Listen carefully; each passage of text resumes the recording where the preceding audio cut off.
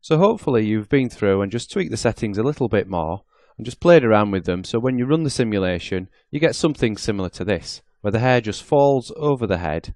It uses a collision on the body just to make sure that the hair doesn't fall into the mesh. So when you've played your simulation, you've ran through, get to a frame that you're happy with, like I have here, and then you're just going to go to NHair, set start position from current. And as we can see here, if I go back to the frame -1, which is the start position, this is our start pose. We don't have the hair sticking out on its ends anymore. So if we press play, any simulation is going to start from that position. Now the problem is, we no longer want the simulation running, because we're going to go in and we're going to edit the hair now manually, rather than simulating it. Now if this was an animation, obviously you'd need the simulation to still work on the hair. But we don't. This is just going to be for a illustration, so we can remove all the dynamics from it now. So let's start off with the hair. Go to our hair system shape, simulation method, we'll just set that to static. If we click play now, you'll see the hair doesn't do anything. So we've just basically said, rather than it being dynamic, we want it to just be static hair. So while we're tidying things up, let's just select the body, open up the attribute editor, select this rigid shape node here, and delete that. And that's just going to remove the collisions from the body. Now we no longer need them on there because there's nothing colliding with the body. So it's just about keeping your scene clean and tidy. Finally, let's just do an optimized scene size, just to remove any lingering nodes that were left behind. Let's just reference the body again so we don't select it by accident. And now we need to concentrate on editing the curves for the hair. So let's go to NHair, display. If we just select start position, we can see the curves there, but we can't see the hair which is following them. So let's go set start display current and start. And you see that has brought up the curves and the hair. So again, we don't want to touch the hair just yet. So let's create a layer and add that into there. Let's just template that for now. So now all we're going to be able to select are the curves. Now as we showed you previously, editing these curves is quite easy. It's just like any NURBS curves really. Select the points. For us, we're just going to press B, which enables soft selection.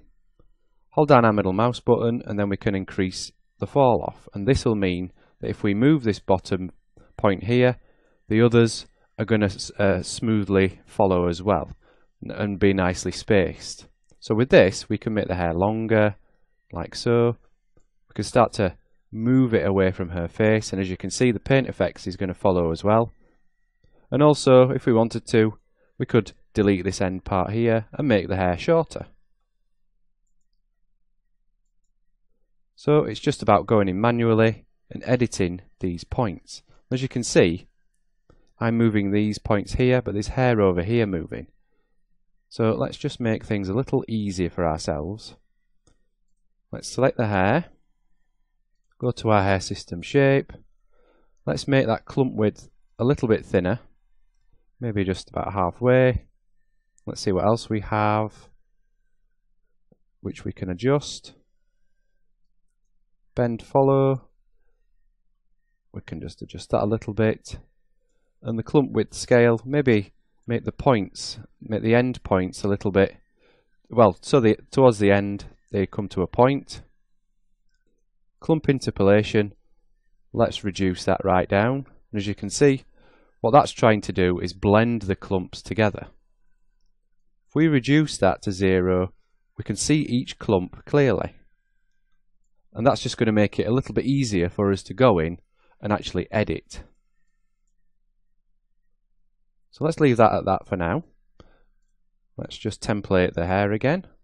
And now we're just going to go in and edit these just to get the flow that we're happy with. Remember just to press B to turn on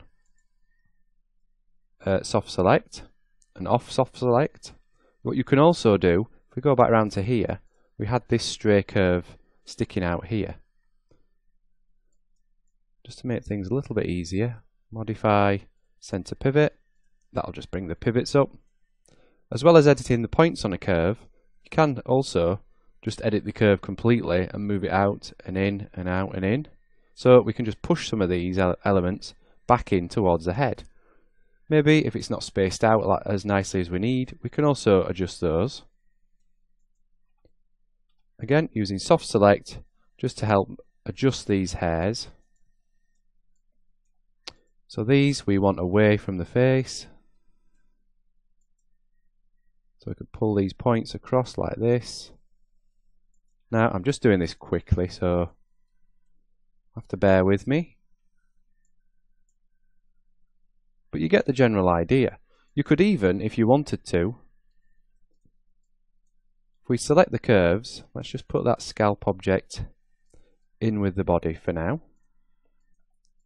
We could select the curves, go to Create Deformer, Lattice. And if we just reduce that to maybe 2, you can adjust the curves globally by using a lattice. So we could shrink the ends, make them longer, move them over here, over here. You see, because they're curve based, you can pretty much do what you want and edit them as if they were just curves. So let's undo that. So now we're starting to get these hairs off her face. Now we can go in and widen the clumps later. For now it's just nice to be able to see each individual clump as you're working. So what I'm going to do is I'm just going to pause the video, I'll work on the hair a little bit more, and then we'll come back and look into just filling out the hair and filling in some of these bald spots. So I've worked on the hair a little bit more, just moved some of these points around, and I'm still just noticing areas like this here, which we have this curve coming out from this point like so. So we just tuck those back in just to tidy it up, because these clumps, when we come to render, it'll look odd that we have this bit sticking out here. So we'll just figure out which clump it is. Just center the pivot so we can move that as a whole. Just push that in, and then we can tweak the curves down here. But let's say you're happy with the general layout of the hair. What we want to do now is go in and actually fill out all these bald spots. So let's just select the hair like so. And as we touched on before, we can use the Paint Hair Follicles tool like so. And we could create some passive follicles and just fill out the back of the hair like so with these passive follicles. And as you can see, that's filling out the hair nicely. So if we do this around the rest of the head, you see we start to get a problem. The passive follicles are blending between these two main clumps here and filling in the gap in between. So for the back of the hair, this can be fine, although we have got some hair coming in through her actual head, so you just need to be a bit careful about where you put these. But what do we do about the front here? Well, we could just create normal follicles, but the problem is, because we've baked the simulation in, we'd have to redo the simulation for this point here. So that's not going to help us out at this point. So let's leave painting any more in.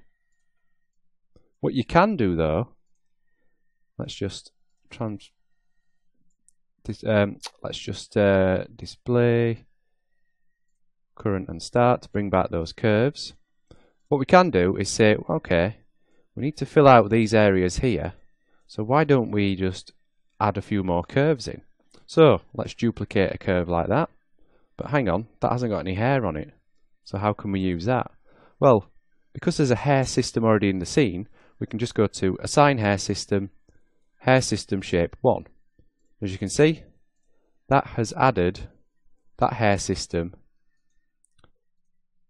to that curve. It's also created another curve. I think that's a rest curve, but we don't need that, so you can delete that, and we've just got this extra clump of hair now. Now it doesn't go to a follicle, so again for animations, this may not be the route you go, but for this sort of illustration, it's ideal, because we can then bring that in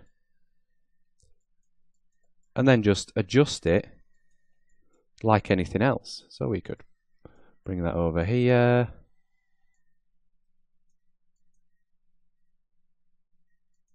And just fill that in like so. And just use that, duplicate those curves to fill in these areas here and to get more of a style with the hair coming over. So that's pretty much it on editing your curves, filling out the hair and starting to work on a style. Now from here, I'm just going to end the video and I'm just going to continue just doing what we've been doing, adding new curves in, adjusting the curves that are there, and also remember to go in and use your end hair modify curves. If you have any jagged looking curves which where you've been editing them, don't be afraid to go in and just smoothen those. So yep, between now and the next video, I'm just going to continue editing the hair, adjusting it. When I'm happy with the clumps, then is the time to go in. Let's just open up our options, select our hair system shape. Yep, when you're getting closer to a shape that you're happy with, then it's the time to maybe turn up the hairs per clump, just so you can see how it's going to look when it's more filled out. You can even ramp that up to 200 if you want. And that's just going to add in more.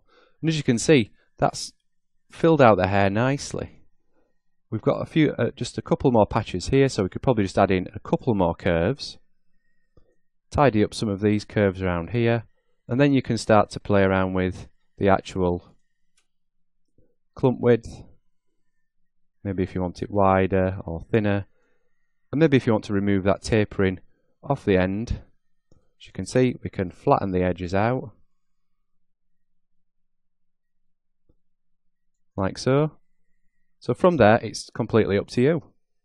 So continue to tweak those, edit the curves, get the style you're happy with, and then in the next video what we'll do is we will start to investigate rendering.